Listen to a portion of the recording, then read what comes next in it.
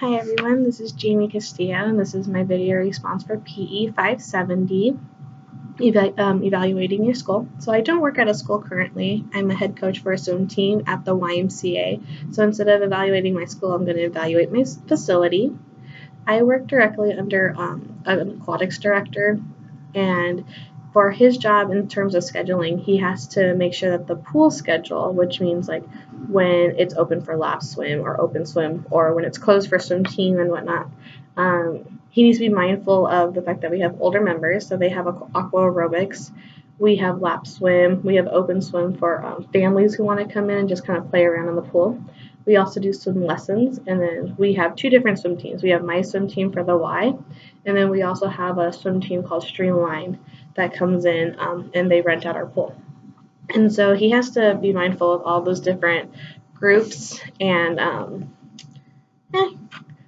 just groups that have to compete for pool time for the most part. So there's very limited pool time, and then we're also only open between the hours of 5 and 10 o'clock on the weekdays and 12 and 5 on the weekends.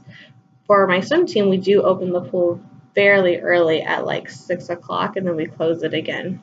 So we do have, for the swim team itself, it's very limited. So for me, when I took over the swim team, we ran it for a year and realized that there was a scheduling conflict.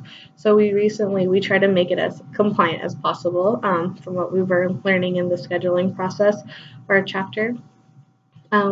I have two coaches that are underneath me, so I had to be mindful of their full-time positions.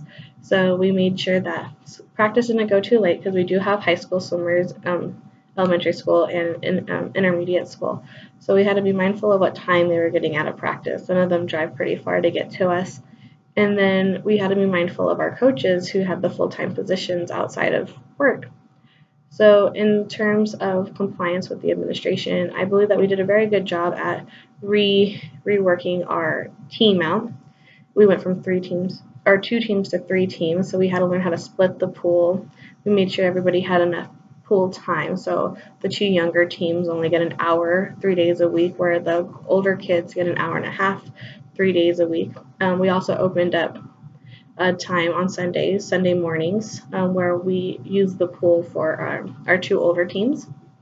So gold and silver teams get to practice Sundays, but we do have scheduling conflicts with that as well, and I feel that this is when we're like kind of out of compliance. There's not very much communication on either end. We have a staff meeting every once in a while, and it takes place on Sunday mornings, which for our aquatics department, they have to use the pool, which means our swim team can't use the pool. So instead of canceling practice altogether, my team or my coaches have to find a different place to practice. And this usually results in some type of dry land workout, which would be on the soccer field. We can't use the gym because the gym isn't open and we don't have any supervisors in there at the time.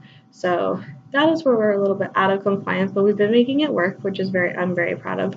Another thing that I feel that is out of compliance with our administrators, we do share a lot of the facility with a lot of different sports and a lot of different groups. And so the thing that I feel that is out of compliance is the communication. Our facility as a whole hasn't been able to really appropriately schedule anything. So where swim team, if they need dryland practice, they can go use the soccer field. But let's say there's a soccer team playing and we didn't know about it. There's really no set place or time frame or a schedule that says swim team is allowed to use this or it's open for anybody to use. And we also share our facility with a church. So if the church is in session on Sundays, we have to be very mindful of where we practice, because we can't interrupt the church as well, because they're renting out the space themselves.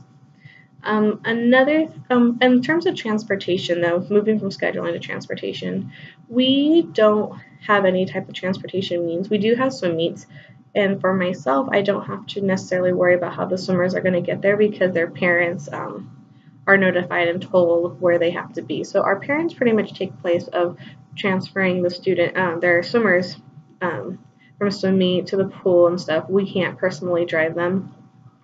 So that handles that part. For our coaches and my coaching staff, we have a set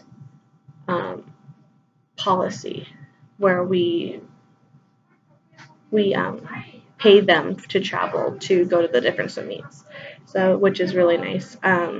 So if the pool is in a different city, we pay from location to location for their mileage to accompany that, but everybody provides their own transportation as well. That is it. I look forward to hearing any suggestions on the different compliance and everything. And I do look forward to hearing what everybody else has to say about their facilities as well. Have a good day. Bye.